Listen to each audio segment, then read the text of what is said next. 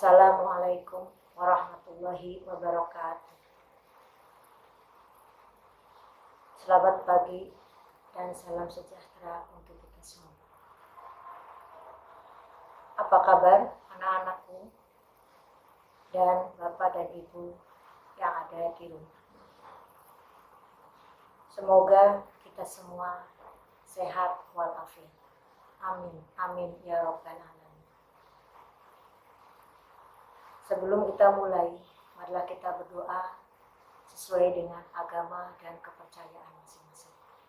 Untuk yang beragama Islam, kita bacakan surat Al-Fatihah. Untuk yang beragama non-Muslim, silahkan berdoa dengan kepercayaan masing-masing. Al-Fatihah. Bismillahirrahmanirrahim. Alhamdulillahirabbil alamin. Arrahmanirrahim. Maliki yaumiddin. Iyyaka na'budu wa iyyaka nasta'in. Ihdinas siratal mustaqim. Siratal ladzina an'amta 'alaihim ghairil maghdubi 'alaihim waladdallin. Amin. Selesai. Semoga dengan kita berdoa kita terhindar dari Corona 19. Sebelumnya, Ibu akan mengabsen atau kehadiran siswa walaupun siswa tidak datang ke sekolah atau tidak tetap. Absen ini siswa diharapkan untuk menulis list di dalam WA grup masing-masing.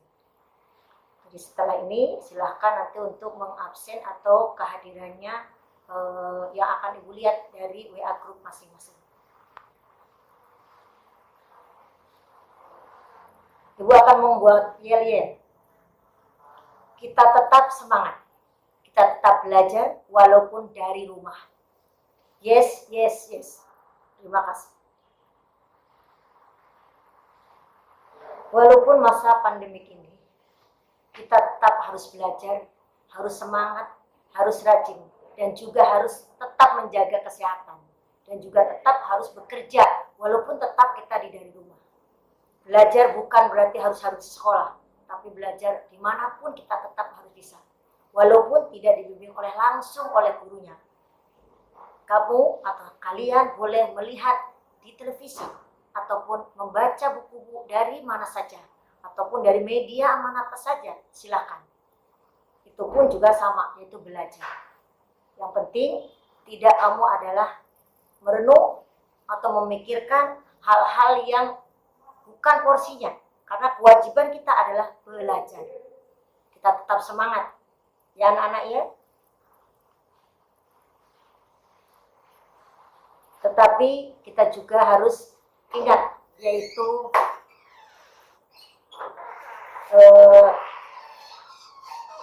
protokol kesehatan. Kita selalu menggunakan masker. Ibu juga ini ya. Kebetulan karena ini adalah mau berbicara takut nggak kedengaran, jadi ibu simpan. Kemudian selalu cuci tangan dengan sabun dan air yang mengalir. Yang ketiga adalah jaga jarak dan juga jaga kesehatan. Tujuan mengapa materi atau belajar dengan menggunakan IA atau menggunakan GCR, kita tahu bahwa pada masa ini adalah yang pertama adalah pada masa pandemi ini. Sebenarnya ibu juga tidak mau belajar adalah dari jarak jauh. Tidak enak. Pengen, sudah kangen dengan anak-anak. Sudah kangen dengan tatap muka. Tapi kita ingat, ini adalah peraturan yang tidak bisa kita langgar. Berikutnya adalah pendidikan supaya berjalan lancar. Kemudian kamu juga berhak untuk menerima pelajaran, walaupun dari jarak jauh. Pada pertemuan kali ini, Ibu akan memberikan materi, yaitu tekanan, baik tekanan zat padat, tekanan zat cair, maupun tekanan gas. Untuk pertemuan yang pertama ini berarti kita akan bicarakan hanya tekanan zat padat dan zat cair. Pernahkah kamu melihat itik atau ayam yang berjalan di tempat yang tanahnya lembek, apa yang kamu lihat?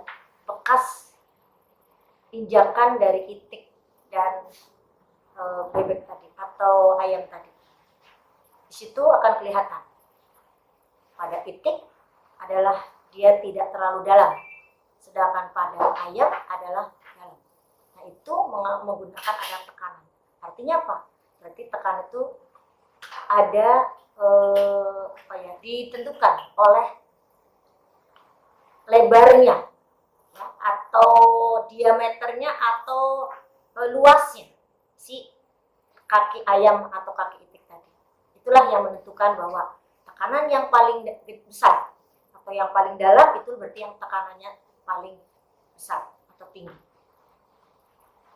Kemudian ada lagi, itu kalian pernah melihat orang yang sedang menancapkan paku. Itu juga menentukan bahwa tekanan. Semakin runcing paku atau benda yang akan ditancapkan, maka tekanannya akan lebih besar. Dalam kehidupan sehari-hari berarti dia akan lebih mudah untuk menancapkannya. Banyak lagi contoh-contoh dalam kehidupan sehari-hari. Nanti kamu juga akan diberikan soal, yaitu mencari contoh-contoh yang lain yang ada di lingkungan rumah masing-masing. Penggunaan atau penerapan tekanan dalam kehidupan sehari-hari diantaranya adalah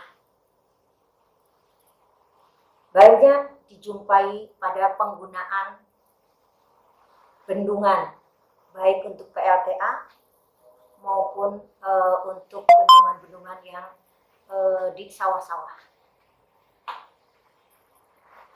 Kemudian untuk pembangkit tenaga listrik. Kemudian kapal selam, itu juga dasar dari tekanan. Kemudian ada lagi yaitu dengan penyelam, itu juga dasar dari tekanan. Kemudian ada lagi dari perahu atau jembatan, dan banyak lagi contoh-contohnya. Mari kita simak video yang akan Ibu tayangkan. Kemudian buatlah resume atau ringkasan dan jawablah pertanyaan yang ada di GCR. Selamat bekerja, tetap semangat. Terima kasih.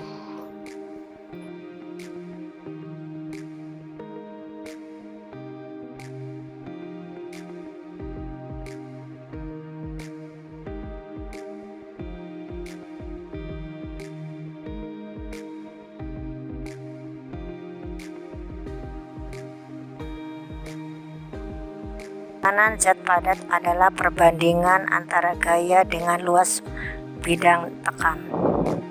Tekanan ini dapat dihitung dengan cara membandingkan gaya tekan dengan luas bidang tekan.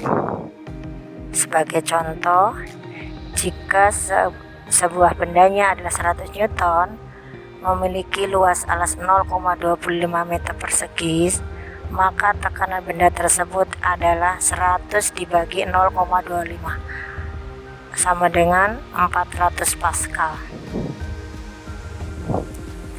Tekanan zat cair merupakan tekanan berikan oleh zat cair oleh suatu benda. Dalam tekanan zat cair dikenal dengan istilah tekanan hidrostatik.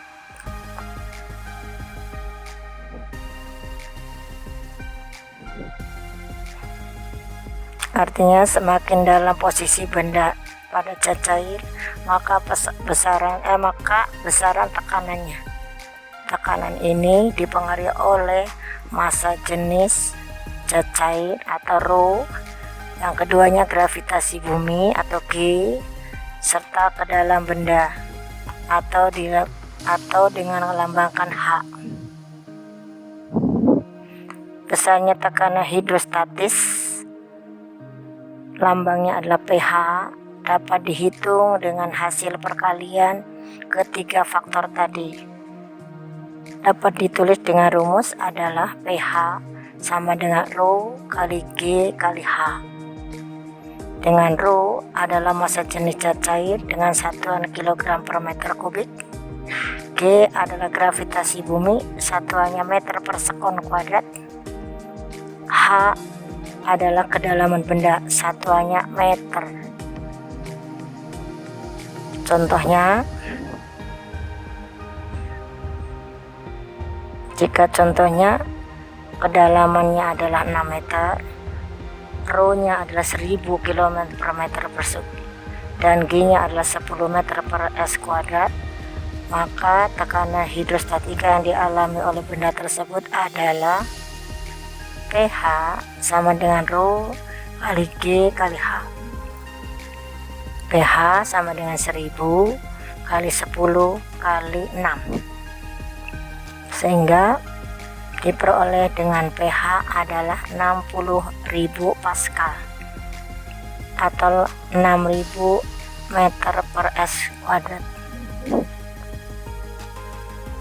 Pada tekanan dasar ini dibahas dengan hukum Archimedes dan hukum Pascal.